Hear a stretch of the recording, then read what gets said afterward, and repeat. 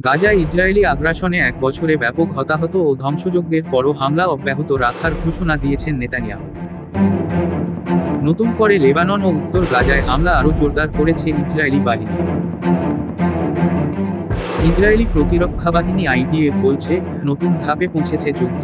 পাল্টা হামলা অব্যাহত রেখেছে হামাস ও হিজবুল্লাহ। লেবাননের রাজধানী বৈরুতের আশপাশের এলাকায় রাতভর এমন হামলা চালায় ইসরায়েলি বাহিনী। আইডিএফ বলছে, এক ঘণ্টায় হিজবুল্লাহ র-120টি স্থাপনায় শতাধিক বিমান হামলা চালিয়েছে তারা। লেবানন সীমান্তের কাছে ইসরায়েলের উত্তর পশ্চিমে বেশ কয়েকটি শহরে ঘোষণা করেছে নতুন সামরিক জোন। বন্ধ করে দেয়া হয়েছে জনসাধারণের চলাচল।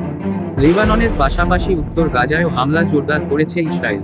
এরই মধ্যে জাবালিয়া শরণার্থী ক্যাম্পসহ গাজার উত্তরাঞ্চল থেকে বাসিন্দাদের সরে যাওয়ার নির্দেশ দিয়েছে তারা। নতুন করে সেখানে স্থল অভিযান শুরু করেছে নেতানিয়াহু বাহিনী।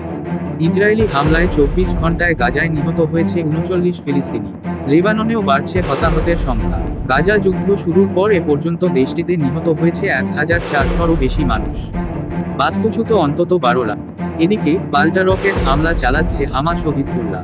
সোমবার ইসরায়েলের উত্তরাঞ্চল লক্ষ্য করে 190টি রকেট হামলা চালায় হিজবুল্লাহ। তেল আবিবের কাছে একটি সামরিক গোয়েন্দা ঘাঁটিতেও হামলার দাবি করেছে তারা। এছাড়া ইয়েমেনের হুথি বিদ্রোহীরা মধ্য ইসরায়েল লক্ষ্য করে ক্ষেপণাস্ত্র নিক্ষেপ করেছে। গাজায় ইসরায়েলি আগ্রাসনের এক বছরে 42,000 মানুষের মৃত্যু ও ব্যাপক ধ্বংসযজ্ঞের প্রতিবাদে বিশ্বজুড়ে বিক্ষোভের ঝড় উঠলেও বরাবরের মতো তা উপেক্ষা করছেন ইসরায়েলি প্রধানমন্ত্রী নেতানিয়াহু। জাতির উদ্দেশ্যে দেয়া ভিডিও বার্তায় হামলা অব্যাহত রাখার ঘোষণা দিয়েছেন তিনি।